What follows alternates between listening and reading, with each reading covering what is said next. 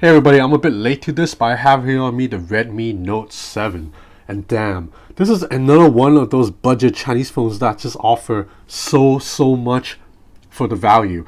This phone sells for 150 euros. That's about 180 US dollars. And at this price range, I feel like I can't complain about this phone at all. I mean, is this a perfect phone? Of course not. But everything that I'm about to say about this phone that might not be good can be justified by the price. Like basically, if you look at this phone for its price range, you can't complain at all.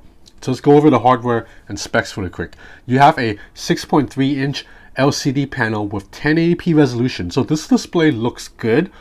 And for the most part, you're not going to have any issues. I do think color accuracy is a little bit off. And under direct sunlight, it doesn't get bright enough for you to see. But that's only an issue if you live in a very sunny part of the world and you're always outside. Otherwise, if you are indoors or you're outside at night, no problems at all. This is a beautiful screen. So the build of the phone, it's plastic, but it still feels very nice. So the body has a curvature to it that fits into the palm very nicely. Now, the only nitpick I have, again, this is only a nitpick, and once you factor in the price, you can't really complain. It's at the display panel. It's flat, completely flat, and it's placed on top of the body. So there's a little rough edge right here. You know, I'm someone that's used to using flagship phones. So when you have something like a Samsung Galaxy S10 Plus, everything is completely smooth. Likewise with the LG G8 that I have here right now. Like the screen, you notice it curves down into the chassis on all sides. So every end of the phone, it's smooth. With this, you'll feel a rough edge. But again, this is nitpicking on my end, because every mid-tier or budget device has this same issue. Now back to the rest of the body. So this is a plastic back, but I really like this kind of shimmery gradient design. I really like that when light reflects off of it, you get these really cool patterns. This is very visually immersive to me. Like, I usually don't like phones in this color, like purple pink, but this one I quite like. I think it looks very nice. Now in terms of ports, this phone charges via USB-C, so that's a major win, because if you remember, all the other budget phones from Vivo, Oppo, Realme, they use micro USB. So this is a win because USB-C is just better technology. And you have a single set of bottom fine speaker grills right here. This left side is fake. All the buttons on the right side, you have a power button here and volume rockers right here. At the top, you have a headphone jack and an RL blaster. On the left, you have a SIM tray that houses either 2 SIM cards or 1 SIM card and 1 micro SD card. So the chipset inside is a Snapdragon 660 with either 4 or 6 gigs of RAM. So this unit I have here only has 4 gigs of RAM, and it's the base model, and it's still really good. So I can play games on this phone absolutely fine. I mean, check out the frame rate and the graphics on this. This looks really damn good. I mean, check out the reflections off the hood of the car. That's like really awesome 3D graphics in real time running right now, and the phone did not heat up. There's no dropped frame rates. And if you care about stuff like Geekbench, we'll check out the score really quick. So scored a 4083 multi-core, single core 1535. So single core is a little bit weak, but multi-core, it's definitely good. And just in real life performance, everything moves very smoothly. I've been using this phone for a little bit over 24 hours. And I really like this software too. So this runs MIUI 10. This is Xiaomi software, and it's very clean. I really like Xiaomi's swiping navigation. So you swipe up to go home, swipe from the sides to back out, swipe up and hold to go into app overview. And I really like the way the Xiaomi software stacked the card. So I'm a fan of MIUI 10. I think it's a very clean looking software. And as you can see, I can bring down the shortcut toggles by swiping anywhere on the screen, which is one of my biggest pet peeves when other phones don't offer this.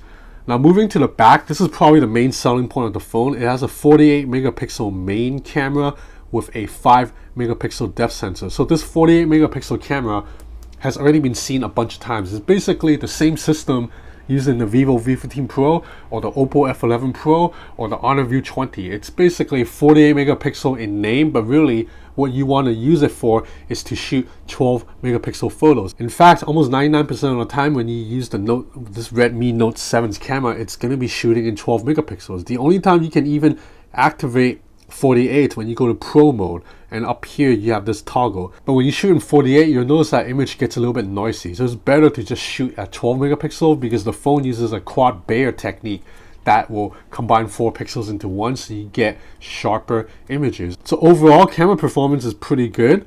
So this is a bokeh image. You see the edge detection around the burger and the coffee. It's relatively on point. It blurs the background, including my girlfriend, kind of nicely. It looks pretty natural. And now this is a daytime shot. Check out the colors. It's very lively, very vibrant. Dynamic range is not the best, but this is respectable, man. For 200 bucks, I mean, what can you expect? Like, just overall, this camera is really good. Like, check out this shot. It's 12 megapixel. It's sharp and clear as hell. Now, when you go into low light, you notice that it's very prone to overexposure when you're shooting in auto mode. But the good news of this camera is you can shoot in night mode, and when you do that, images turn out a lot better. So I'll show you really quick. This is a picture taken with the normal auto mode, and then now you go to night mode. You see it's a lot better balance. You check out in normal mode, it's completely blown out inside this building, but now you shoot in night mode, you can see the inside. The lights are better balanced, and even though these cars are moving, they're not that blurry. This is a very clean, very sharp looking image. Again, this phone is 200 bucks. I mean, for 200 bucks, you can grab an image like this. That's insane. Just overall, this camera, it's really sharp, really clean. I mean, you look at this shot, I think with a inferior camera, it would probably blow out the lights out the window, but instead you get really good balance. You can see out the window really well, even when the lights are shining in, and you can still see the details on the wall right here. This is a really nicely balanced image. So now in terms of video, you can only shoot at 1080p at up to 30 frames per second. So there's no 4K recording on this, but I think 1080p, it's more than usable. Check out dynamic range on this. It is clean, audio is clear, and you see it's focusing pretty well between when I moved over to my girlfriend and then now back to the street. So next I want to show you a video of me walking and talking, because this phone stabilization is really damn good for this price range. So I'm walking right now, and look how smooth this is. This is pretty smooth. The only flaw in this video is that the sky is overexposed and the lights are flickering. That's it. Other than that, colors are accurate and this is stable. I mean, I'm walking right now. Okay, yeah, you're right. You know what we gotta do? Time for a video speaker test. So only single bottom fine speaker here. So we'll go up to 50%. So overall volume is a little bit low. 50% right now, it sounds pretty faint. We'll go up to max volume.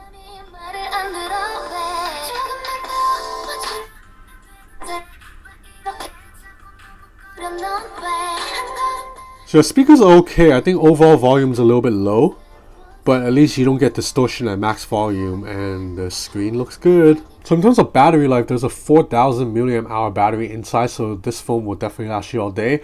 One nitpick is that the charging speed with the included charging brick is really slow. It charges at about 1% per minute.